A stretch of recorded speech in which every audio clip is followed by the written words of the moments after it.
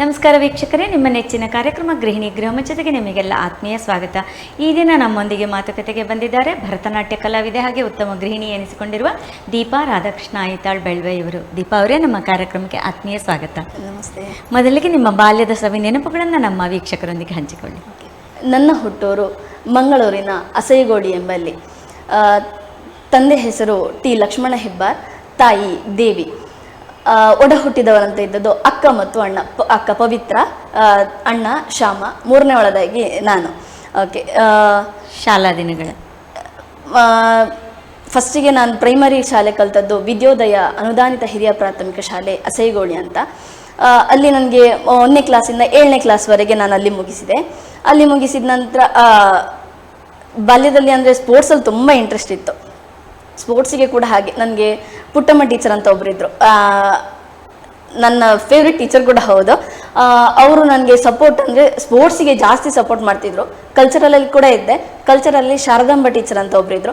ಅವರು ಕೂಡ ಒಳ್ಳೆ ಸಪೋರ್ಟ್ ಮಾಡಿ, ಸಣ್ಣ ಇರ್ಬೇಕಾದ್ರೆ ಈ ಮುದ್ದು ಕೃಷ್ಣ ಕಾಂಪಿಟೇಷನಲ್ಲಿ ಭಗವದ್ಗೀತೆ ಅಥವಾ ಬೇರೆ ಸ್ಪೋರ್ಟ್ಸ್ ಈ ಥರದ್ದೆಲ್ಲ ಆಗ್ತಾಯಿತ್ತು. ಸೊ ಅದಕ್ಕೆಲ್ಲ ತುಂಬ ಸಪೋರ್ಟ್ ಮಾಡಿ ನನ್ನನ್ನು ತುಂಬ ಮೇಲೆವರೆಗೆ ತಗೊಂಡೋಗಿದ್ದಾರೆ. ಅವರಿಗೆ ತುಂಬ ಥ್ಯಾಂಕ್ಸ್ ಹೇಳಲಿಕ್ಕೆ ಇಷ್ಟಪಡ್ತೇನೆ ಈ ಟೈಮಲ್ಲಿ. ಮುಂದೆ ಹೈಸ್ಕೂಲ್ ಓದಿದ್ದು ಸರ್ಕಾರಿ ಹಿರಿಯ ಪ್ರಾಥಮಿಕ ಶಾಲೆ ಬಲ್ಮಠ ಅಂತ ಮಂಗಳೂರಲ್ಲಿ. ಅದು ಅಲ್ಲಿಂದ ಮುಂದೆ ಅಲ್ಲಿ ಕೂಡ ಹಾಗೆ ಕಲ್ಚರ್ ಅಂದರೆ ನಾನು ಆಲ್ಮೋಸ್ಟ್ 6ನೇ ಕ್ಲಾಸಿಂದ ಶುರು ಮಾಡಿದ್ದೇನೆ ಭರತನಾಟ್ಯ ಮಾಡಲಿಕ್ಕೆ. ಅಲ್ಲಿ ಅಂದರೆ 6-7ನೇ ಕ್ಲಾಸಲ್ಲಿ ನನಗೆ ಅಷ್ಟು ಇಂಪಾರ್ಟೆನ್ಸ್ ಸಿಗಲಿಲ್ಲ ಭರತನಾಟ್ಯಕ್ಕೆ. ಬಟ್ 8ನೇ ಕ್ಲಾಸಲ್ಲಿ ಶ್ವೇತಾ ಮ್ಯಾಮ್ ಅಂತ ಒಬ್ಬರಿದ್ದರು. ಸೊ ಹೈಸ್ಕೂಲಿಂದ ನನಗೆ 8th to 10th ವರೆಗೆ ನನಗೆ ಯಾವುದೇ ಕಾರ್ಯಕ್ರಮ ಆದರೂ ಫಸ್ಟ್ ನನ್ನ ಭರತನಾಟ್ಯ ಆಗ್ತಿತ್ತು. ಸೊ ಅದೊಂದು ನಂಗೆ ಖುಷಿ ಇದ್ದಿತ್ತು ತುಂಬ. ನೆಕ್ಸ್ಟ್ 10ನೇ ಕ್ಲಾಸ್ ಆಗಿ PUCಗೆ ಹೋದ್ಮೇಲೆ ಆ ಕಲ್ಚರಲ್ಲಿಗೆ ಸ್ವಲ್ಪ ಅಂದರೆ ಜಾಸ್ತಿ ಯಾರು ಇಂಪಾರ್ಟೆನ್ಸ್ ಕೊಡ್ತಿರ್ಲಿಲ್ಲ. ನಾವಾಗಿಯೇ ಹೋಗಿ ಮ್ಯಾಮ್ ಮಾಡಿಸಿ, ಮ್ಯಾಮ್ ಟೀಚರ್ಸ್ ಮಾಡಿಸಿ ಹಾಗೆ ಹೇಳಬೇಕಿತ್ತು. ಬಟ್ ಅದರ ಮೇಲೆ ನನಗೆ ತುಂಬ ಇಂಟ್ರೆಸ್ಟ್ ಬಂದದ್ದು. PUC ಆದಮೇಲೆ ಜಾಸ್ತಿ ಭರತನಾಟ್ಯ ಅಂತ ಅಂದರೆ ಏನಂತ ಗೊತ್ತಾಯ್ತು. ಯಾಕಂದರೆ ನಮಗೆ 10th ವರೆಗೆ ಸಪೋರ್ಟ್ ಮಾಡ್ತಾಯಿದ್ರು, ಮಾಡಿ ಮಾಡಿ ಮಾಡಿ ಮಾಡಿ ಅಂತ. ಬಟ್ PUC ಮೇಲೆ ಯಾರು ಸಪೋರ್ಟ್ ಮಾಡ್ಲಿಕ್ಕೆ ಬರೋದಿಲ್ಲ. ಬೇಕಿದ್ರೆ ನಾವೇ ಚಾಯ್ಸ್ ಮಾಡ್ಕೊಂಡು ಮಾಡಬೇಕಿತ್ತು. ಸೊ ಇದೆಲ್ಲ ಅಂದರೆ ಪುಷ್ ಮಾಡಲಿಕ್ಕೆ ಒಂದು ಒಳ್ಳೆಯದಾಯಿತು. ಓಕೆ. ಮದುವೆ ನಂತರದ ಜೀವನ? ಮದುವೆ ನಂತರ ಪತಿಯ ಹೆಸರು ರಾಧಾಕೃಷ್ಣ ಐತಾಳ್ ಅಂತ. ಅವರು ಬೆಳ್ವೆ ಶಂಕರನಾರಾಯಣ ದೇವಸ್ಥಾನದ ಅರ್ಚಕರು ಹೌದು, ಜ್ಯೋತಿಷ್ಯ ಕೂಡ ಹೌದು, ಎರಡೂ ನೋಡ್ತಾ ಇದ್ದಾರೆ. ಮನೆಯಲ್ಲಿ ಅತ್ತೆ, ಗಂಡ ಮತ್ತು ನಾನು ಮತ್ತು ಒಂದು ಮಗು ಇದೆ. ಮಗುವಿಗೆ 1.5 ವರ್ಷ ಆಯಿತು, ಸಮರ್ಥ್ ಅಂತ. ನನಗೆ ಮದುವೆ ಆದಮೇಲೆ ನನಗೆ ಗಂಡನ ಮನೇಲಿ ಕೂಡ ಒಳ್ಳೆ ಸಪೋರ್ಟ್ ಸಿಕ್ಕಿದೆ ಡ್ಯಾನ್ಸ್ ಕ್ಲಾಸ್ ಮಾಡಲಿಕ್ಕೆ ಅಥವಾ ಎಲ್ಲ ಡ್ಯಾನ್ಸ್ ಇದಕ್ಕೆ ಯಾವುದೇ ವಿಷಯಕ್ಕಿದ್ರು ಅಥವಾ ಬೇರೆ ಯಾವುದು ನಾನು ಕ್ರಾಫ್ಟ್ ಮಾಡೋದಿದ್ರು ಕ್ರಾಫ್ಟ್ ಕೂಡ ಮಾಡ್ತಾ ಇದ್ದೆ ಸಣ್ಣದ್ರಿಂದ. ಬಟ್ ಗಂಡನ ಮನೇಲಿ ಅಂದರೆ ಮದುವೆ ಆಗಿ 1 ವರ್ಷ ಗ್ಯಾಪ್ ಇದ್ದಿತ್ತು. ಸೊ ಅದರಲ್ಲಿ ತುಂಬ ಕ್ರಾಫ್ಟ್ ಮಾಡಿ ಇಟ್ಟಿದ್ದೇನೆ ಮನೆಯಲ್ಲಿ. ನೆಕ್ಸ್ಟ್ ಕ್ಲಾಸ್ ಹೇಳಬೇಕಂದ್ರೆ ಇಲ್ಲಿ ಬಂದಮೇಲೆ ನನಗೆ ಒಂದು ಹೆದರಿಕೆ ಇತ್ತು, ನನಗೆ ಸಪೋರ್ಟ್ ಮಾಡ್ತಾರಾ ಇಲ್ವಾ, ಅಥವಾ ನನಗೆ ಹೊರಗೆ ಹೇಗೆ ಸಪೋರ್ಟ್ ಅಂದರೆ ಹೊರಗೆ ಹೇಗೆ ಜನರು ನನಗೆ ಇದು ಮಾಡ್ತಾರೆ, ಸಪೋರ್ಟ್ ಮಾಡ್ತಾರೆ ಅಂತ. ಬಟ್ ನಾನು ಈ ಊರಿಗೆ ಬಂದದ್ದು ನನಗೇನೋ ಲಕ್ ಅಂತ ಅನಿಸ್ತು. ಎಲ್ಲ ಕೂಡ ಊರಿನವರು ಕೂಡ ಒಳ್ಳೆ ಸಪೋರ್ಟ್ ಕೊಡ್ತಾ ಇದ್ದಾರೆ, ನೀವು ಮಾಡಿ ಮ್ಯಾಮ್, ನಿಮ್ಮ ಹಿಂದೆ ನಾವಿದ್ದೇವೆ ಅಂತ.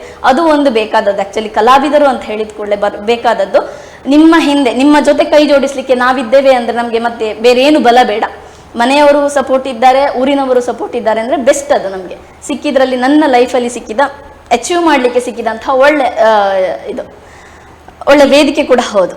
ನೀವು ಭರತನಾಟ್ಯವನ್ನು ಯಾವ ವಯಸ್ಸಿನಲ್ಲಿ ಕಲೀಲಿಕ್ಕೆ ಪ್ರಾರಂಭ ಮಾಡಿದ್ರಿ? ನನಗೆ 6ನೇ ಕ್ಲಾಸಿಂದ, ಅಂದರೆ ಅದರ ಮೊದಲು ಜಸ್ಟ್ ಹೀಗೆ ಸುಮ್ಮನೆ ಡ್ಯಾನ್ಸ್ ಎಲ್ಲ ಮಾಡ್ತಿದ್ದೆ. ಅಕ್ಕ ಹೇಳಿ ಕೊಡ್ತಾ ಇದ್ಲು, ಅದನ್ನು ಮಾಡ್ತಾ ಇದ್ದೆ. 6ನೇ ಕ್ಲಾಸ್ನ ನಂತರ ನನಗೆ ಒಳ್ಳೆ ಗುರುಗಳು ವಿದ್ವಾನ್ ಪ್ರಮೋದ್ ಉಳ್ಳಾಲ್ ಅಂತ ತೊಕ್ಕೊಟ್ಟಲ್ಲಿ ಕ್ಲಾಸ್ ಮಾಡ್ತಾ ಇದ್ರು. ಈಗ ತುಂಬಾ ಕಡೆ ಕ್ಲಾಸ್ ಮಾಡ್ತಾರೆ. ಅವರದ್ದು ಒಂದು ಸ್ಪೆಷಾಲಿಟಿ ಏನಂದ್ರೆ ಅವರು ವಿಕಲಚೇತನ ಮಕ್ಕಳಿಗೆ ಕೂಡ ಕ್ಲಾಸ್ ಮಾಡ್ತಾ ಇದ್ದಾರೆ. ಆ ಕ್ಲಾಸಿಗೆ ನಾನು ಕೂಡ ಹೋಗಿದ್ದೆ. ನನಗೂ ಕೂಡ ಆ ಮಕ್ಕಳಿಗೆ ಟೀಚ್ ಮಾಡುವಂತಹ ಅನುಭವ ಕೊಟ್ಟಿದ್ದಾರೆ. ತುಂಬಾ ಅಂದ್ರೆ ಅವರಿಗೆ ಮಾಡ್ಬೇಕಾದ್ರೆ ತುಂಬಾ ಪೇಷನ್ಸ್ ಬೇಕು. ಅವರು ಎಷ್ಟು ವರ್ಷ ಕಲ್ತಿದ್ದೀರಿ ಅವ್ರ ಹತ್ರ? ನಾನು ಆ್ಯಕ್ಚುಲಿ ಈಗಲೂ ಕೂಡ ಕಲಿತಾ ಇದ್ದೆ. ನಂದು ವಿದ್ವತ್ ಕಂಪ್ಲೀಟ್ ಆಗಲಿಲ್ಲ, ಮಾಡ್ಬೇಕಂತ ಒಂದು ಆಸೆ ಇದೆ. ಹಸ್ಬೆಂಡಿದ್ದು ಸಪೋರ್ಟ್ ಇದೆ, ಅತ್ತೆದು ಸಪೋರ್ಟ್ ಇದೆ. ಹಾಗಾಗಿ ನೆಕ್ಸ್ಟ್ ಇಯರ್ ಅಥವಾ ಅದರ ನೆಕ್ಸ್ಟ್ ಇಯರ್ ಮಾಡಬೇಕಂತ ಇದ್ದೇನೆ. ಸೀನಿಯರ್ವರೆಗೆ ಆಗಿದೆ. ಓಕೆ. ಈಗ ನಿಮ್ಮ ಮೇಲೆ ನಿಮ್ಮ ಗುರುಗಳ ಪ್ರಭಾವ ಎಷ್ಟರ ಮಟ್ಟಿಗೆ? ಫಸ್ಟಿಗೆ ಹೋಗ್ಬೇಕಾದ್ರೆ ಸರ್ ತುಂಬಾ ಜೋರಿದ್ರು, ಹೀಗೆ ಎಲ್ಲ ಹೆದರಿಕೆ ಇತ್ತು. ಬಟ್ ಆಮೇಲೆ ಹೋಗ್ತಾ ಹೋಗ್ತಾ ಹೋಗ್ತಾ ಹೋಗ್ತಾ ಸ್ವಲ್ಪ ಫ್ರೆಂಡ್ಲಿ ಆಗ್ಲಿಕ್ಕೆ ಅಂದ್ರೆ ಆಕ್ಚುಲಿ ನಮ್ಮ ಬ್ಯಾಚ್ ದೊಡ್ಡ ಬ್ಯಾಚ್ ಅಲ್ಲಿ ಫಸ್ಟ್ ಬ್ಯಾಚ್ ನಮ್ದು. ಸೊ ಫಸ್ಟ್ ಹೆದರಿಕೆ ಇತ್ತು, ಹೇಗಿದ್ದಾರೋ ಏನೋ ಅಂತ ಹೇಳ್ಕೊಂಡು. ಬಟ್ ಹೋಗ್ತಾ ಹೋಗ್ತಾ ಹೋಗ್ತಾ ಹೋಗ್ತಾ ಅಂದ್ರೆ ನನ್ನ ಫ್ರೆಂಡ್ಸ್ಗಳು ಹೀಗೆಲ್ಲ ಒಟ್ಟಿಗೆ ಇದ್ದು, ಶ್ವೇತಾ, ಅಕ್ಷಿತಾ ಅವರೆಲ್ಲ ತುಂಬಾ ಜನ ಇದ್ದು. ಸೊ ಅವರೊಟ್ಟಿಗೆ ಹೋಗ್ತಾ ಹೋಗ್ತಾ ಹೋಗ್ತಾ ಇದ್ದಾಗೆ ತುಂಬಾ ಪ್ರೋಗ್ರಾಮ್ಗಳು ಸಿಗ್ಲಿಕ್ಕೆ ಸ್ಟಾರ್ಟ್ ಆಯ್ತು. ಸರ್ ಅಲ್ಲಿ ಕಲೀಲಿಕ್ಕೆ ತುಂಬಾ ಇನ್ನೂ ಇದೆ ಕಲೀಲಿಕ್ಕೆ. ಅವರ ಹತ್ರ ಆಕ್ಚುಲಿ ಅವರು ಜೆಂಟ್ಸ್, ಬಟ್ ಲೇಡೀಸ್ ಇದು ಅಂದ್ರೆ ಹುಡುಗಿಯರದ್ದು ಮೈ ಮುಟ್ಟಿ ಎಲ್ಲ ಮಾತಾಡೋದಿಲ್ಲ. ಏನಿದ್ರು ದೂರ, ಗುರುಗಳು ಹೇಗಿರ್ಬೇಕು ಹಾಗೇ ಇದ್ದಾರೆ. ಈಗ ಕೂಡ ಹಾಗೆ ಸಣ್ಣ ಮಕ್ಕಳು ಹುಡುಗಿಯರ ಅಂದ್ರೆ ಹುಡುಗಿಯರಿಗೆ ಹುಡುಗರು ಕೂಡ ಬರ್ತಾರೆ ಕ್ಲಾಸಿಗೆ, ಬಟ್ ಹುಡುಗಿಯರಿಗೆ ಹೇಳಿಕೊಡ್ಬೇಕಾದ್ರೆ ಸೀನಿಯರ್ ಮಕ್ಕಳನ್ನ ಹಿಡ್ಕೊಂಡು ಅವರಿಗೆ ಕರೆಕ್ಷನ್ ಮಾಡಿ ಅಂತ ಹೇಳ್ತಾರೆ. ಸೊ ಅದು ಇರ್ಬೇಕು. ಜೆಂಟ್ಸ್ ಅಂದ್ಕೊಳ್ಳೆ ಈಗ ಮೈಕ್ ಮುಟ್ಟಿ ಹಾಗೆ ಮಾಡಿ ಹೀಗೆ ಮಾಡಿ ಹೇಳಲಿಕ್ಕಿಲ್ಲ. ಜೆಂಟ್ಸ್ ಅಂದ್ಕೊಳ್ಳೆ ಅಂದ್ರೆ ಗುರುಗಳಿಗೆ ರೆಸ್ಪೆಕ್ಟ್ ಇದೆ. ಗುರುಗಳು ಅಂದ್ರೆ ಒಂದು ರೆಸ್ಪೆಕ್ಟ್ ಬರ್ತದೆ, ಹೌದು. ಬಟ್ ಅದನ್ನ ಮೈ ಮುಟ್ಟಿ ಹೀಗೆಲ್ಲ ಹೇಳಿಕೊಡುದಿಲ್ಲ. ಅವರು ಚಂದ ಮಾಡಿ ಹೇಳಿಕೊಡ್ತಾರೆ. ಮತ್ತು ಬಾಯ್ಸ್ ಹೇಗೆ ಸ್ಟಿಫ್ ಇರಬೇಕು, ಗರ್ಲ್ಸ್ ಇದು ಹೇಗೆ ಸ್ಟಿಫ್ ಇರಬೇಕು. ಭರತನಾಟ್ಯ ಅಂದ್ರೆ ನಾವು ಸೆಮಿ ಕ್ಲಾಸಿಕಲ್ ಮಾಡಿದಾಗೆ ಇಷ್ಟು ಸುಲಭ ಇಲ್ಲ, ತುಂಬ ಕಷ್ಟ ಇದೆ. ಅದನ್ನು ನಾವು ಎಷ್ಟಾಗ್ತದಷ್ಟು ಸಾಧನೆ ಮಾಡ್ಬೇಕು. ನಾವು ಮನೆಯಲ್ಲಿ ಕೂಡ ಪ್ರಾಕ್ಟೀಸ್ ಮಾಡಿಕೊಂಡು ಹೊರಗೆ ಸ್ಟೇಜಲ್ಲಿ ಮಾಡುವಾಗ ಸಹ ಹಾಗೆ ಎಂತ ನನಗೆ ಮೊದಲು ಸ್ಟೇಜ್ ಫಿಯರ್ ತುಂಬ ಇತ್ತು. ಬಟ್ ಸರ್ ಹತ್ರ ಹೋಗಿ ಅದೊಂದು ಹೋಯ್ತು. ಇನ್ನೊಂದೇನಂದ್ರೆ ಪ್ರೋಗ್ರಾಮ್ ಮಾಡ್ತಾ ಇದ್ದಾಗೆ, ಈಗ ಎಕ್ಸಾಂಪಲ್ ಹೇಳೋದು, ಈಗ ಒಂದು ಅರ್ಧ ಗಂಟೆ ಪ್ರೋಗ್ರಾಮ್ ಅಂತ ಹೇಳಿದ್ರು. ಫಾರ್ ಎಕ್ಸಾಂಪಲ್ ಇನ್ನೊಂದು ಪ್ರೋಗ್ರಾಮ್ಗೆ ಗೆಸ್ಟ್ ಬರ್ಲಿಕ್ಕೆ ಲೇಟ್ ಆಯ್ತು. ಸೊ ಒಂದು 3-4 ಡ್ಯಾನ್ಸ್ ಎಕ್ಸ್ಟ್ರಾ ಮಾಡ್ಬೇಕು ಅಂದ್ಕೊಳ್ಳು ಕೂಡ ರೆಡಿ ಇದ್ರು. ಅಂದ್ರೆ ಇದನ್ನೆಲ್ಲ ನಾನು ಸರ್ ಹತ್ರ ಕಲ್ತ್ಕೊಂಡಿದ್ದೇನೆ ತುಂಬ. ಓಕೆ. ಈಗ ಗುರು ಶಿಷ್ಯ ಸಂಬಂಧ ಅಂತ ಹೇಳಿದಾಗ ಶಿಷ್ಯ ಆದವರು ಗುರುಗಳಲ್ಲಿ ಮೆಚ್ಚುವ ಗುಣಗಳು ತುಂಬಾ ಇರ್ತದೆ. ಅದರಲ್ಲಿ ನಿಮ್ಮ ಗುರುಗಳಲ್ಲಿ ನೀವು ಮೆಚ್ಚುವಂತ ಗುಣ ಸ್ವಭಾವಗಳು? ಒಂದು ಯಾರೇ ಬಂದ್ರು ರೆಸ್ಪೆಕ್ಟ್ ಕೊಡ್ತಾರೆ. ಮೇನ್ ನಾವೀಗ ಕಲಿಯುವಿಕೆ ಅಂದ್ರೆ ಶಿಷ್ಯರಿಗೆ ಹೇಳಿಕೊಡುವಂಥದ್ದೇ ಅದು. ನಾವೇನ್ ಮಾಡುದಿದ್ರು ಗುರು ಅಂದ್ರೆ ನಮ್ಮಿಂದ ದೊಡ್ಡವರು ಯಾರೇ ಇರ್ಲಿ, ಎಕ್ಸಾಂಪಲ್ ಹೇಳೋದು, ಈಗ ಎಲ್ಲ ಮಕ್ಕಳು ಹೀಗೆ ನಮಸ್ಕಾರ ಮಾಡ್ತಾರೆ, ಅದು ಮಾಡಬಾರ್ದು. ಎರಡೂ ಕಾಲನ್ನ ಮಂಡಿ ಊರಿಯೇ ನಮಸ್ಕಾರ ಮಾಡ್ಬೇಕು. ಅದು ಭರತನಾಟ್ಯದಲ್ಲಿ ಅಂದ್ರೆ ನಮ್ಮ ಸಂಸ್ಕೃತಿಯನ್ನ ನಾವು ಬಿಟ್ಟು ಹೋಗ್ಬಾರ್ದು ಅಂತ ಇರೋದು. ನಮ್ಮ ಸಂಸ್ಕೃತಿ ನಾವು ಹೀಗೆ ಮಾಡಿದ್ರೆ ಅದು ನಮ್ಮ ನಮಸ್ಕಾರ ಅಲ್ಲ. ನಾವು ಕರೆಕ್ಟ್ ಎರಡೂ ಕಾಲನ್ನ ಮಡಚಿ ಎರಡೂ ಕೈಯನ್ನ ಉದ್ದ ಹಿಡ್ಕೊಂಡು ತಲೆಯನ್ನ ನೆಲಕ್ಕೆ ತಾಗಿಸಿದ್ರೆ ಮಾತ್ರ ಅದು ನಮಸ್ಕಾರ. ಹೌದು, ಹೆಚ್ಚಿನ ಮಕ್ಕಳಿಗೆ ಆ ವಿಷಯ ಗೊತ್ತಿಲ್ಲ, ಹೇಗೆ ನಮಸ್ಕಾರ ಮಾಡ್ಬೇಕು. ದೇವಸ್ಥಾನದಲ್ಲಿ ಕೂಡ ಕೆಲವರು ಹಾಗೆ ಮಾಡ್ತಾರೆ, ನೋಡಿದ್ದೇನೆ ತುಂಬಾ ಕಡೆ. ಅದೆಲ್ಲ ಒಳ್ಳೇದಲ್ಲ ಅಂತ ಹೇಳುದು. ಈಗ ಭರತನಾಟ್ಯ ಕ್ಲಾಸಿಗೆ ಬಂದವರಿಗೂ ಭರತನಾಟ್ಯ ಕ್ಲಾಸಿಗೆ ಅಂದ್ರೆ ಕ್ಲಾಸ್ ಅಂದ್ರೆ ನಮ್ಮ ಸಂಪ್ರದಾಯವನ್ನ ನಾವು ಮುಂದೆ ತಗೊಳ್ಬೇಕು, ಅದನ್ನ ಅಲ್ಲೇ ನಿಲ್ಲಿಸಬಾರ್ದು. ಸೊ ಅದಕ್ಕೆಲ್ಲ ಸರ್ ಒಳ್ಳೆ ಸಪೋರ್ಟ್ ಮಾಡ್ತಾ ಇದ್ರು. ಇವನ್ ಎಲ್ಲ ವಿಷಯದಲ್ಲಿ ಕೂಡ, ಹೊರಗಿನ ವಿಷಯವನ್ನ ಕೂಡ ನಮಗೆ ಕ್ಲಾಸಲ್ಲಿ ಡಿಸ್ಕಸ್ ಮಾಡ್ತಾ ಇದ್ರು. ಅದೆಲ್ಲ ಖುಷಿ. ನೃತ್ಯವನ್ನೇ ನೀವು ವೃತ್ತಿಯಾಗಿ ಸ್ವೀಕರಿಸಿದ್ದೀರಿ ಅಲ್ವಾ? ಹೌದು. ಈ ರೀತಿ ನೃತ್ಯವನ್ನೇ ವೃತ್ತಿಯಾಗಿ ಸ್ವೀಕರಿಸುವವರಿಗೆ, ಯುವ ಪೀಳಿಗೆಗೆ ಏನು ಹೇಳಕ್ಕೆ ಇಷ್ಟಪಡ್ತೀರಿ ನೀವು? ಯಾಕಂದರೆ ಈಗ ಕೆಲವರಿಗೆ ಗೊತ್ತುಂಟು, ಈಗ ಕಲ್ಚರಲಲ್ಲಿ ಹೋದರೆ ತುಂಬ ಕಷ್ಟ ಜೀವನ. ಅದರಲ್ಲಿ ನಾವು ಯಾವುದು ಹಣಕಾಸಿನ ವಿಷಯದಲ್ಲಿ ಆರ್ಥಿಕವಾಗಿ ನಾವು ಸಬಲರಾಗೋದು ಕಷ್ಟ ಆಗ್ತದೆ. ಯಾವುದಾದ್ರೂ ಒಂದು ಉದ್ಯೋಗ ಗಟ್ಟಿಯಾದದ್ದು ಬೇಕು ಅಂತ ಈಗ ಒಂದು ಮನಸ್ಸಿಗುಂಟು. ಬಟ್ ಆದರೆ ಎಲ್ಲರೂ ಹಾಗೆ ಹೊರಟೋದ್ರೆ ಕಲೆ ಉಳಿಯೋದು ಹೇಗೆ ಅಲ್ವಾ? ಆ ನಿಟ್ಟಿನಲ್ಲಿ ಯುವ ಪೀಳಿಗೆಗೆ ನೀವೇನು ಹೇಳಕ್ಕೆ ಇಷ್ಟಪಡ್ತೀರಿ? ಈಗ ಇದನ್ನ ವೃತ್ತಿಯಾಗಿ ಸ್ವೀಕರಿಸಬಹುದಾ ಅಥವಾ ಸ್ವೀಕರಿಸಿದ್ರೆ ಹೇಗೆ ಅವರು ಜೀವನದಲ್ಲಿ ಸಬಲರಾಗಬಹುದು ಆರ್ಥಿಕವಾಗಿ? ಕೆಲವರು ವರ್ಕ್ ಮಾಡಿಕೊಂಡು ಕೂಡ ಕ್ಲಾಸ್ ಅನ್ನ ಕಂಟಿನ್ಯೂ ಮಾಡ್ಕೊಳ್ಬಹುದು. ಅಂದ್ರೆ ಏನಂದ್ರೆ ಈಗ ವೃತ್ತಿಗೆ ಪ್ರಾಬ್ಲಮ್ ಆಗುದಿಲ್ಲ ಕ್ಲಾಸ್. ನಿಮ್ಗೆ ಇದು ಪಾರ್ಟ್ ಟೈಮ್ ತರ ತಗೊಳ್ಬಹುದು. ಬೇಕಿದ್ರೆ ಸ್ಯಾಟರ್ಡೆ ಸಂಡೇ ಮಾತ್ರ ಕ್ಲಾಸ್ ಮಾಡಿಕೊಂಡು ಉಳಿದ ಟೈಮಲ್ಲಿ ನೀವು ವರ್ಕ್ ಮಾಡ್ಬೋದು, ಏನು ಪ್ರಾಬ್ಲಮ್ ಇಲ್ಲ. ಕ್ಲಾಸ್ ಮಾಡೋದಕ್ಕೆ ಏನಂದ್ರೆ ನೀವೇ ಟೈಮ್ ಅಡ್ಜಸ್ಟ್ ಮಾಡ್ಕೊಂಡು ಮಾಡ್ಬೇಕಾಗ್ತದೆ. ಈಗ ಮಂಡೇ ಟು ಸ್ಯಾಟರ್ಡೆ ವರೆಗೆ ನೀವು ಫುಲ್ ಡೇ ವರ್ಕ್ ಮಾಡಿ ಸಂಡೇ ಒಂದು ದಿನ ಕ್ಲಾಸ್ ಮಾಡಿಕೊಳ್ಬೋದು, ತೊಂದರೆ ಇಲ್ಲ. ಮತ್ತೊಂದು ಅದು ಹಣದ ಇಂಟೆನ್ಷನ್ ಅಲ್ಲಿ ಹೋಗ್ಬಾರ್ದು. ಆಕ್ಚುಲಿ ಏನಂದ್ರೆ ನಾವು ಕಲಿತ ವಿದ್ಯೆಯನ್ನ ಬೇರೆಯವರಿಗೆ ಧಾರೆ ಇರಬೇಕು. ಟೀಚರ್ ಅಂತ ಹೇಳಿದ ಕೂಡಲೇ ಏನು ಖಾಲಿ ಹಣ ಮಾತ್ರ ನೋಡ್ತಾರೆ, ಅದು ಇರಬಾರ್ದು. ಏನೇ ಇದ್ರೂ ಕೂಡ ನಾವು ಕಲಿತದನ್ನ ಮಕ್ಕಳಿಗೆ ಪ್ಲಸ್ ನಮ್ಮ ಸಂಸ್ಕೃತಿಯನ್ನ ಉಳಿಸಿಕೊಳ್ಳಲಿಕ್ಕೆ ನೋಡ್ಬೇಕಾದಷ್ಟು. ಓಕೆ. ಈಗ ಭರತನಾಟ್ಯ ಕಲಾವಿದೆ, ನೀವು ಒಳ್ಳೆ ಕಲಾವಿದೆ ಆಗಬೇಕು ಅಂತ ಬಯಸೋರಿಗೆ ಅವರ ಜೀವನದಲ್ಲಿ ಅಳವಡಿಸಿಕೊಳ್ಳಬೇಕಾದ ಕೆಲವು ಅಂಶಗಳಿರ್ತವೆ ಅಲ್ವಾ? ಯಾಕಂದರೆ ನೀವು ಈಗ ಒಬ್ಬ ಕಲಾವಿದೆಯಾಗಿ ನೀವು ಆ ಕಲೆಯನ್ನು ಆರಾಧಿಸಿ ನಿಮ್ಮೊಳಗೆ ನೀವು ಆಸ್ವಾದಿಸ್ಕೊಳ್ಬೇಕಾದ್ರೆ ಅದಕ್ಕೊಂದು ಕೆಲವೊಂದು ರೀತಿ ನೀತಿ ನಿಯಮ ಎಲ್ಲಗಳಿರ್ತದೆ. ಅದರ ಬಗ್ಗೆ ನಮ್ಮ ವೀಕ್ಷಕರಿಗೆ ತಿಳಿಸ್ಕೊಳ್ಳಿ. ಒಬ್ರು ಕಲಾವಿದೆ ಅಂತ ಹೇಳಿದ ಕೂಡಲೇ ಮೇಯ್ನ್ ನಾವು ಜನರನ್ನ ಅಟ್ರಾಕ್ಷನ್ ಮಾಡಿ ಪ್ರೋಗ್ರಾಮ್ ಎಲ್ಲ ಮಾಡುವಾಗ ಜನರನ್ನ ಅಟ್ರಾಕ್ಷನ್ ಮಾಡಬೇಕು ಒಂದು. ಮತ್ತೊಂದು ನಾವು ನಿಂತ್ಕೊಂಡಲ್ಲೇ ಪ್ರೋಗ್ರಾಮ್ ಅಂದ್ರೆ ಎಕ್ಸಾಂಪಲ್ ಹೇಳೋದು, ಈಗ ಸೆಮಿ ಕ್ಲಾಸಿಕಲ್ ನಿಮ್ಗೆ ನಿಂತ್ಕೊಂಡಲ್ಲೇ ಮಾಡ್ರೂ ನಡೀತದೆ. ಭರತನಾಟ್ಯ ಹಾಗಲ್ಲ, ನೀವು ಆದಷ್ಟು ಸ್ಟೇಜನ್ನು ಯೂಸ್ ಮಾಡಿಕೊಳ್ಬೇಕು, ಈ ಥರದ್ದೆಲ್ಲ ಬರ್ತದೆ. ಪ್ಲಸ್ ಭರತನಾಟ್ಯದಲ್ಲಿ ಏನಂದರೆ ನಿಮಗೆ ಹಸ್ತ ಮುದ್ರೆಗಳು, ಮತ್ತು ಸೆಮಿ ಕ್ಲಾಸಿಕಲಲ್ಲಿ ಅದೆಲ್ಲ ಏನಿಲ್ಲ, ಡೈರೆಕ್ಟ್ ನಿಮ್ಗೆ ಏನು ಮಾಡಿದ್ರು ಅದು ಕರೆಕ್ಟಾಗಿಯೇ ಇರ್ತದೆ. ಒಂದು ಕ್ಲಾಸಿಕಲಲ್ಲಿ ಭರತನಾಟ್ಯದಲ್ಲಿ ಹಾಗೆ ಬರೋದಿಲ್ಲ, ಕರೆಕ್ಟ್ ಮುದ್ರೆಗಳನ್ನು ಹಿಡ್ಕೊಳ್ಬೇಕು. ಕೆಲವು ಗೊತ್ತಿದ್ದವ್ರು ಏನು ಮಾಡ್ತಾರೆ ಅಂದರೆ ಕರೆಕ್ಟ್ ಮುದ್ರೆಗಳು ಹಿಡಿತಿದ್ದಾರಾ ಇಲ್ವಾ. ಮತ್ತೊಂದು ಇದರಲ್ಲಿ ಏನಂದರೆ ನಿಮಗೆ 4 ಹಂತದ ಎಕ್ಸಾಮ್ಗಳು ಬರ್ತದೆ. ಎಕ್ಸಾಮ್ ಏನಂದರೆ ಜೂನಿಯರ್, ನೀವು ನಾರ್ಮಲ್ ಸ್ಕೂಲಲ್ಲಿ ಏನೆಲ್ಲ ಕಲಿತೀರಿ ಅದೇ ಥರ ಪ್ರೈಮರಿ ಹಂತ, ಹೈಸ್ಕೂಲ್ ಅಂತ, ಹಾಗೆ PU ಡಿಗ್ರಿ ಹೀಗೆ ಬರ್ತದಲ್ವಾ, ಅದೇ ಥರ ಇಲ್ಲಿ ಕೂಡ ಜೂನಿಯರ್, ಸೀನಿಯರ್, ವಿದ್ವತ್ ಹೀಗೆ 3 ಹಂತಗಳಲ್ಲಿ ಬರ್ತದೆ. ಅದರಲ್ಲಿ ವಿದ್ವತ್ತಲ್ಲಿ 2 ಎಕ್ಸಾಮ್ ಬರ್ತದೆ, ವಿದ್ವತ್ ಪೂರ್ವ ಮತ್ತು ವಿದ್ವತ್ ಅಂತಿಮ. ಇದರಲ್ಲಿ ಏನು ಇದಂದರೆ ಜೂನಿಯರ್ ಹೆಚ್ಚಿನವ್ರು ಏನಂದರೆ ಜೂನಿಯರ್ ಮಾಡಿ ಬಿಟ್ಬಿಡ್ತಾರೆ. ಆ್ಯಕ್ಚುಲಿ ಹಾಗೆ ಮಾಡಬಾರ್ದು. ನಿಮಗೆ ನೀವು ಕಲೀಲಿಕ್ಕೆ ಸ್ಟಾರ್ಟ್ ಮಾಡಿದ ನಂತರ ಆದಷ್ಟು ಎಷ್ಟಾಗ್ತದೆ ಅಷ್ಟು ಕಷ್ಟಪಟ್ಟಾದರೂ ತೊಂದರೆ ಇಲ್ಲ, ಆದಷ್ಟು ಆ ಪದವಿಯನ್ನು ಮುಗಿಸ್ಲಿಕ್ಕೆ ಟ್ರೈ ಮಾಡಬೇಕು. ಈಗ ನಾನು ಸಹ ಸಫರ್ ಆಗ್ತಾ ಇದ್ದೀನಿ, ಯಾಕಂದರೆ ನನಗೆ ಸೀನಿಯರ್ ಆದ ಕೂಡಲೇ ಮ್ಯಾರೇಜ್ ಆಯಿತು, ಆಗಲಿಲ್ಲ ಮಾಡಲಿಕ್ಕೆ. ಅಂದರೆ ಈಗ ಮನೆಗೆ ಅದು ಇದೆರಡೂ ನೋಡ್ಕೊಳ್ಳಿಕ್ಕೆ ಸ್ವಲ್ಪ ಕಷ್ಟ ಆಗ್ತದೆ. ಆದರೂ ಕೂಡ ಈಗ ನನಗೆ ಸಪೋರ್ಟ್ ಇರುವ ಕಾರಣ ನಾನು ಅದನ್ನೆಲ್ಲ ಮಾಡ್ಕೊಳ್ಬೋದು ಅಂತ ಹೇಳಿ ನೆಕ್ಸ್ಟ್ ಇಯರಿಗೆ ಆದಷ್ಟು ವಿದ್ವತ್ ಕಂಪ್ಲೀಟ್ ಮಾಡಬೇಕಂತ ಈಗ ಪ್ರಾಕ್ಟೀಸ್ ಮಾಡಲಿಕ್ಕೆ ಶುರು ಮಾಡಿದ್ದೇನೆ. ಯುವ ಪೀಳಿಗೆಗೆ ಏನು ಹೇಳಬೇಕಂದ್ರೆ ಖಾಲಿ ಎಂತ ಹೇಳೋದು, ವೆಸ್ಟರ್ನ್ ಈ ಥರದ್ದಕ್ಕೆ ಹೋಗದೆ ಆದಷ್ಟು ನಮ್ಮ ಸಂಸ್ಕೃತಿಯನ್ನು ಉಳಿಸ್ಕೊಳ್ಬೇಕಂತ ಹೇಳಲಿಕ್ಕೆ ಇಷ್ಟಪಡ್ತೇನೆ. ಭರತನಾಟ್ಯ ಕಲಿಬೇಕಂದ್ರೆ ಒಂದು ಎಂತ ಹೇಳೋದು, ನಾವು ಸಿದ್ಧಿ ಮಾಡಿದಷ್ಟು ಕಷ್ಟ ಇದೆ. ಆ್ಯಕ್ಚುಲಿ ಭರತನಾಟ್ಯ ಅಂದ್ರೆ ಸುಲಭ ಇಲ್ಲ. ನಾವು ಬೇಸ್ಮೆಂಟ್ ಏನಂದರೆ ಹಾಫ್ ಸಿಟ್ಟಿಂಗಿಂದ ಶುರು, ಹಾಫ್ ಸಿಟ್ಟಿಂಗ್ ಸ್ಟಾರ್ಟ್ ಹೇಳಿಕೊಡೋದು, ಬಟ್ ಅದನ್ನು ನಾವು ಎಂಡುವರೆಗೂ ಕೂಡ ಆದಷ್ಟು ಪ್ರಾಕ್ಟೀಸ್ ಮಾಡಿ, ಅಡವುಗಳನ್ನು ಪ್ರಾಕ್ಟೀಸ್ ಮಾಡ್ತಾ ಇರಬೇಕು. ಈಗ ಇದರಲ್ಲಿ ಹೇಳೋದಂದರೆ ಭರತನಾಟ್ಯದಲ್ಲಿ ಖಾಲಿ ಭರತನಾಟ್ಯ ಒಂದೇ ಅಲ್ಲ, ನಿಮಗೆ ಭರತನಾಟ್ಯ ಬರ್ತದೆ, ಯೋಗಗಳು ಬರ್ತದೆ. ಅಂದರೆ ಭರತನಾಟ್ಯ ಮಾಡ್ಬೇಕಾದ್ರೆ ಯೋಗ, ಸಂಗೀತ ಎಲ್ಲ ಕೂಡ ಇಂಪಾರ್ಟೆನ್ಸ್. ಯೋಗ ಮಾಡ್ತಾ ಇದ್ರೆ ಮಾತ್ರ ನಮಗೆ ಬಾಡಿ ಸ್ಟೇಬಲ್, ಅಂದರೆ ಬಾಡಿ ಕರೆಕ್ಟ್ ಫಿಟ್ಟಿಂಗ್ಸ್ ಬರ್ತದೆ. ಫಿಟ್ಟಿಂಗ್ಸ್ ಬರ್ದಿದ್ರೆ ನಮಗೆ ಡಾನ್ಸ್ ಮಾಡಲಿಕ್ಕೆ ತುಂಬ ಹೊತ್ತು ಮಾಡಲಿಕ್ಕೆ ಆಗೋದಿಲ್ಲ. ಇದೆಲ್ಲ ನೋಡಿಕೊಳ್ಬೇಕು. ಆದಷ್ಟು ಭರತನಾಟ್ಯ ಅಂತ ಬಂದ ಕೂಡಲೇ ಎಲ್ಲ ಕೂಡ ಹೆಲ್ಪ್ ಆಗ್ತದೆ. ಅಂದರೆ ಎಂತ ಎಕ್ಸಸೈಸ್ ಕೂಡ ಮಾಡ್ತಾ ಇರಬೇಕು, ಯೋಗಾಸನಗಳನ್ನು ಸಹ ಮಾಡ್ತಾ ಇರಬೇಕು, ಏರೋಬಿಕ್ಸ್ ಈ ಥರದ್ದೆಲ್ಲ ಕೂಡ. ಈಗ ಏರೋಬಿಕ್ಸ್ ಎಲ್ಲ ಈಗ ಬಂದದ್ದು, ಮೊದಲಿರಲಿಲ್ಲ. ಬಟ್ ಈಗ ಅದನ್ನೆಲ್ಲ ಮಾಡಿಕೊಂಡ್ರೆ ಬಾಡಿ ಫಿಟ್ಟಿಂಗ್ಸ್, ನಿಮಗೆ ಸ್ವಿಮ್ಮಿಂಗಿಗೆ ಕೂಡ ಹೆಲ್ಪ್ ಆಗ್ತದೆ ಭರತನಾಟ್ಯ ಅಂತ ಹೇಳಲಿಕ್ಕೆ ಇಷ್ಟಪಡ್ತೇನೆ. ಯಾಕಂದ್ರೆ ನಾನು ಕೂಡ ಸ್ವಿಮ್ಮಿಂಗ್ ಮಾಡ್ತೇನೆ.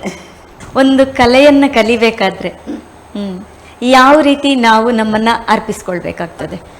ಒಂದು ಕಲೆ ಕಲಿಬೇಕಾದ್ರೆ ಮೇಯ್ನ್ ಇರಬೇಕು ಭಕ್ತಿ ಭಾವ. ಅಂದರೆ ಗುರು ಹಿರಿಯರು ಅಥವಾ ಯಾರೇ ನಮ್ಮ ದೊಡ್ಡವರು ಗುರುಗಳಿಗೆ ಎಲ್ಲ ನಮಸ್ಕಾರ ಮಾಡುವಂತಹ ಮನೋಭಾವ ಇರಬೇಕು ಒಂದು. ಮತ್ತು ಟೈಮ್ ಸೆನ್ಸ್ ಆದಷ್ಟು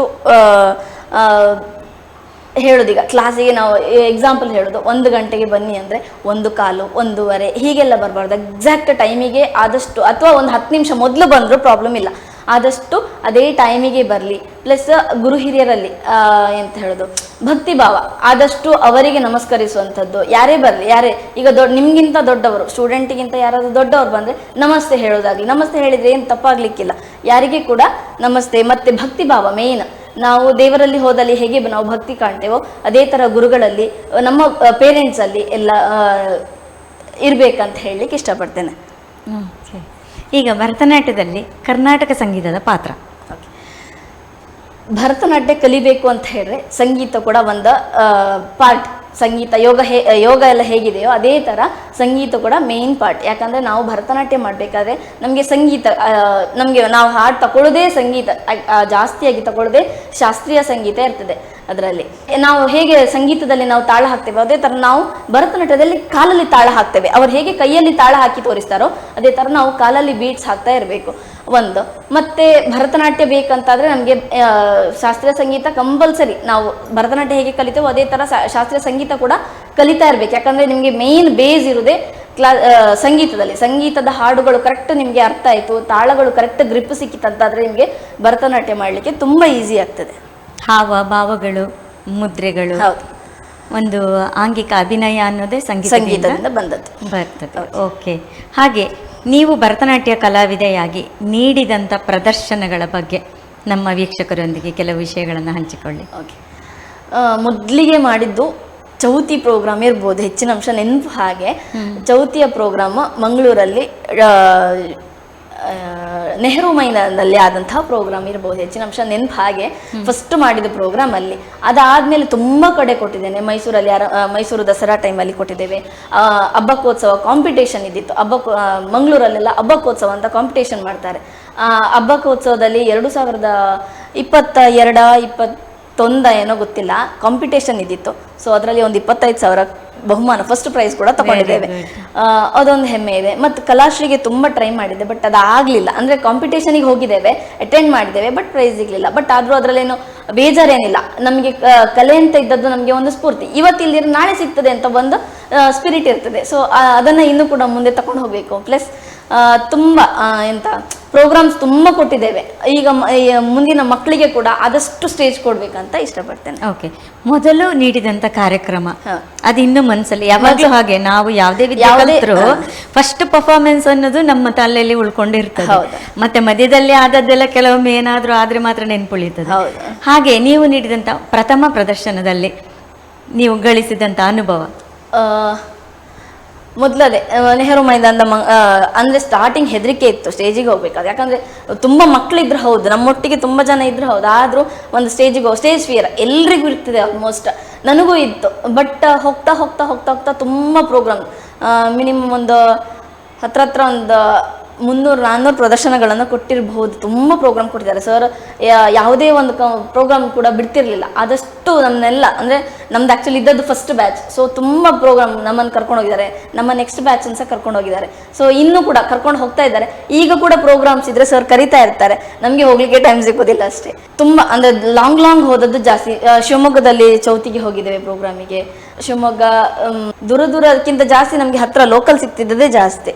ಓಕೆ, ಈ ರೀತಿ ನೀವು ಕಾರ್ಯಕ್ರಮ ಕೊಟ್ಟಾಗ ನಿಮಗೆ ಸಿಕ್ಕಿದಂಥ ಫೀಡ್ಬ್ಯಾಕ್? ಕೆಲವು ಕಡೆ ನಮಗೆ ಬ್ಯಾಡ್ ಫೀಡ್ಬ್ಯಾಕ್ ಕೂಡ ಸಿಕ್ಕಿತ್ತು. ಒಂದು ಮಾಡಿದ್ದನ್ನೇ ಮಾಡ್ತಿದ್ದೀರಿ, ಕೆಲವು ಅಂದರೆ ಬಂದ ಆಡಿಯನ್ಸೇ, ಸೇಮ್ ಆಡಿಯನ್ಸೇ ಇಲ್ಲಿ ಕೂಡ ಬಂದಿದ್ರೆ ಮಾಡಿದ್ದನ್ನೇ ಮಾಡ್ತಾರೆ ಅಂತ ಒಂದು ಫೀಡ್ಬ್ಯಾಕ್, ಅಂದರೆ ಬ್ಯಾಡ್ ಫೀಡ್ಬ್ಯಾಕ್ ಇತ್ತು.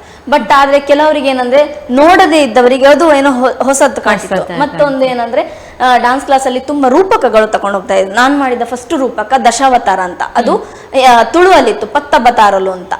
ಅದಾದ್ಮೇಲೆ ಜನನಿ ಜನ್ಮಭೂಮಿಶ್ಚ ಅಂತ, ಅದು ನಮ್ಮ ನೇಚರಿಗೆ ರಿಲೇಟೆಡ್.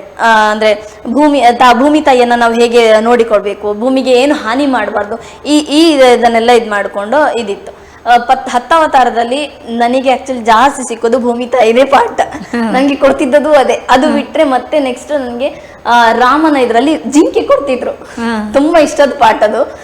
ಜಿಂಕೆ ಹೇಗೆ ಹೋಗ್ತದೆ ಅಂದ್ರೆ ಒಂದು ಪ್ರಾಣಿ ಅಂತ ನಾವು ಫೀಲ್ ಮಾಡಿಕೊಂಡು ಮಾಡ್ಬೇಕು, ಇಲ್ದಿದ್ರೆ ನಮ್ಗೆ ಹಾಗೆ ನಾರ್ಮಲ್ ಮಾಡ್ಲಿಕ್ಕೆ ಆಗೋದಿಲ್ಲ. ಅದೆಲ್ಲ ಕೆಲವು ಏನಂದ್ರೆ ಒಂದು ಪಾಠ ಕೊಟ್ಟಂತಾದ್ರೆ ನಾವು ಅದ್ರ ಒಳಗೆ ಹೋಗ್ಬೇಕು. ಖಾಲಿ ನಾನು ಅದು ಹಾಗೆ ಹೋದ್ರೆ ಹೀಗೆ ಹೋದ್ರೆ ಸಾಕಾಗ್ತದೆ, ಇಲ್ಲ, ನಾವು ಆ ವಿಷಯವನ್ನ ನಮ್ಮೊಳಗೆ ಅರಗಿಸಿಕೊಂಡು ನಾವು ಅದನ್ನು ಮಾಡಿದ್ರೆ ಅದು ಔಟ್ಲುಕ್ ಚಂದ ಬರ್ತದೆ ಅಂತ ಒಂದು ಇದು. ಅದು ಸರ್ ಹತ್ರ ಕಲ್ತದ್ದು. ಸರ್ ಹೇಳ್ತಿದ್ರು ಹೀಗೆ ಮಾಡಿದ್ರೆ ಮಾತ್ರ ಅದು ಚಂದ ಬರ್ತದೆ, ನೀವು ಖಾಲಿ ನಾನು ಹೇಳಿಕೊಟ್ಟ ಹಾಗೆ ಮಾಡಿದ್ರೆ ಚಂದ, ನಿಮಗೆ ಏನು ತೋರ್ತದೆ, ನಿಮ್ಗೆ ಏನು ಮೈಂಡ್ಗೆ ಬರ್ತದೆ ಅದನ್ನು ಮಾಡಿಕೊಳ್ಳಿ ಅಂತ ಹೇಳ್ತಿದ್ರು ಸರ್. ಅದೆಲ್ಲ ಒಂದು ಎಂತ ಹೇಳ್ದು ಸರ್, ಇದು ಇನ್ಸ್ಪೈರ್ ಜಾಸ್ತಿ. ಓಕೆ, ನೀವು ಈಗ ಅನೇಕ ರೂಪಕಗಳನ್ನ ಮಾಡಿದ್ದೀರಿ, ಅಂದ್ರೆ ಅದರಲ್ಲಿ ಸಮಾಜಕ್ಕೆ ಮೆಸೇಜ್ ಕೊಡುವಂಥದ್ದು ಕೂಡ ತುಂಬಾ ಇತ್ತು. ಓಕೆ, ಈಗ ನೀವು ತರಗತಿಗಳನ್ನ ಆರಂಭ ಮಾಡಿದ್ದೀರಿ.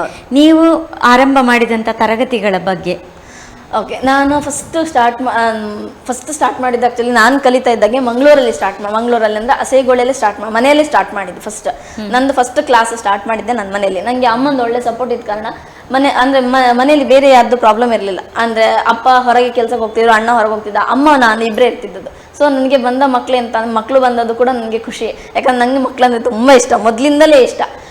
ಸೊ ಮಕ್ಕಳು ಬಂದಾಗ ಫಸ್ಟ್ ನಾನೊಂದು ನನ್ನದೇನು ಪ್ರಾಬ್ಲಮ್ ಅಂದರೆ ನಾನು ಮಕ್ಕಳಿಗೆ ಬೈಯೋದಿಲ್ಲ, ನಾನು ತುಂಬ ಫ್ರೆಂಡ್ಲಿಯಾಗಿ ಹೇಳಿಕೊಡ್ತೇನೆ. ಆದ ಕಾರಣ ತುಂಬ ಮಕ್ಕಳು ನನಗೆ ಬರ್ತಿದ್ರು ಮನೆಗೆ ಕಲೀಲಿಕ್ಕೆ. ಸೊ ಅಲ್ಲಿ ಸ್ಟಾರ್ಟ್ ಮಾಡಿದೆ. ಅಲ್ಲಿ ಆಗಿ ಒಂದು ಹತ್ರ ಒಂದು 5-6 ವರ್ಷ ಆಗಲಿಕ್ಕೆ ಸ್ಟಾರ್ಟ್ ಆದ ಕೂಡಲೇ ನಾನು ಮದುವೆ ಆಗಿ ಈಚೆ ಬಂದೆ. ಸೊ ಅಲ್ಲಿ ಮುಡಿಪಲ್ಲಿ ಇರಬೇಕಾದ್ರೆ ನವೋದಯ ಕ್ಲಾಸ್ ಕೂಡ ಮಾಡ್ತೀನಿ, ನವೋದಯ ಜವಾಹರ್ ವಿದ್ಯಾಲಯ, ಅಲ್ಲಿ ಕೂಡ ಕ್ಲಾಸ್ ಮಾಡ್ತೇವೆ. ಅಲ್ಲೊಂದು 5 ವರ್ಷ ಕ್ಲಾಸ್ ಮಾಡಿದ್ದೇನೆ. ಅಲ್ಲಿ ಆದಮೇಲೆ ಮತ್ತೆ ನನಗೆ ಮದುವೆ ಆಗಿ ಈಚೆ ಬಂದ ಕೂಡಲೇ ನನಗೆ ಇಲ್ಲಿ ಹಾಲಾಡಿಯಲ್ಲಿ ಫಸ್ಟ್ ಮ್ಯಾಮ್ ನಿಮ್ಮದೇ ಕ್ಲಾಸ್ ಸಿಕ್ಕಿದ್ದು ಖುಷಿ ಇದೆ. ಅದರಲ್ಲಿ ಫಸ್ಟ್ ಕ್ಲಾಸ್ ನಿಮ್ಮ ಕ್ಲಾಸಿಂದ ಶುರು ಮಾಡಿದ ಕಾರಣ ಅಲ್ಲಿ ಸ್ವಲ್ಪ ಮಕ್ಕಳಿದ್ದಾರೆ. ಅದಾದಮೇಲೆ ಈಗ ಬೆಳವೆಯಲ್ಲಿ ಸ್ಟಾರ್ಟ್ ಮಾಡಿದೆ. ಅಲ್ಲೊಂದು 10-12 ಮಕ್ಕಳಿದ್ದಾರೆ. ಈಗ ಸದ್ಯಕ್ಕೆ ಅಂದರೆ ಇನ್ನು ಮುಂದೆ ಹೋಗ್ತಾ ಇದ್ದಾಗೆ ನನಗೆ ಮಕ್ಕಳು ಆಗ್ಬೋದು ಅಂತ ಒಂದು ಭರವಸೆ ಇದೆ. ಯಾಕಂದರೆ ನನ್ನ ಟೀಚಿಂಗ್ನ ಮೇಲೆ ನನಗೆ ಭರವಸೆ ಇದೆ. ಸೊ ಹಾಗಾಗಿ ಇನ್ನೂ ಮಕ್ಕಳು ಬರ್ತಾರೆ. ಈಗ ಅದಾದಮೇಲೆ ಈ ವರ್ಷದಿಂದ ನನಗೆ ಡ್ಯುಯಲ್ ಸ್ಟಾರ್ ಅಮಾವಾಸ್ಯೆ ಬೈಲ್ ಶಾಲೆಯಲ್ಲಿ ಭರತನಾಟ್ಯ ಶಿಕ್ಷಕಿಯಾಗಿ ನಾನು ಹೋಗ್ತಾ ಇದ್ದೇನೆ. ಇನ್ನು ಮುಂದೆ ನೋಡ್ಬೇಕು ಏನಾಗ್ತದೆ ಅಂತ ಹೇಳಿ. ಆದಷ್ಟು ಇಲ್ಲಿ ನನಗೆ ಸಿಕ್ಕಿದ್ದ ಎಲ್ಲರಿಗೂ ಕೂಡ ಅಪರ್ಚುನಿಟಿ ಕೊಟ್ಟದಕ್ಕೆ ಧನ್ಯವಾದ ಹೇಳಲಿಕ್ಕೆ ಇಷ್ಟಪಡ್ತೇನೆ. ದೀಪಾ ಅವರೇ, ನೀವು ನಮ್ಮ ಕಾರ್ಯಕ್ರಮಕ್ಕೆ ಬಂದು ನಿಮ್ಮ ಒಂದು ಜೀವನಾನುಭವ ಮತ್ತು ನಿಮ್ಮ ವೃತ್ತಿಯ ಅನುಭವ ಎಲ್ಲವನ್ನೂ ಕೂಡ ನಮ್ಮ ವೀಕ್ಷಕರೊಂದಿಗೆ ಸುಂದರವಾಗಿ ಹಂಚಿಕೊಂಡಿದ್ದಕ್ಕಾಗಿ ನಿಮಗೆ ತುಂಬ ಹೃದಯದ ಧನ್ಯವಾದಗಳನ್ನು ನಮ್ಮ ತಂಡದ ಪರವಾಗಿ ತಿಳಿಸ್ತಾ ಇದ್ದೇವೆ. ಥ್ಯಾಂಕ್ ಯು ಮ್ಯಾಮ್, ಧನ್ಯವಾದಗಳು. ವೀಕ್ಷಕರೇ, ಇಂದಿನ ಕಾರ್ಯಕ್ರಮವನ್ನು ಇಲ್ಲಿಗೆ ಮುಗಿಸ್ತಾ ಇದ್ದೇವೆ. ಮತ್ತೆ ಮುಂದಿನ ಎಪಿಸೋಡಲ್ಲಿ ನಿಮ್ಮನ್ನು ಭೇಟಿಯಾಗಲಿದ್ದೇವೆ. ನಮಸ್ಕಾರ.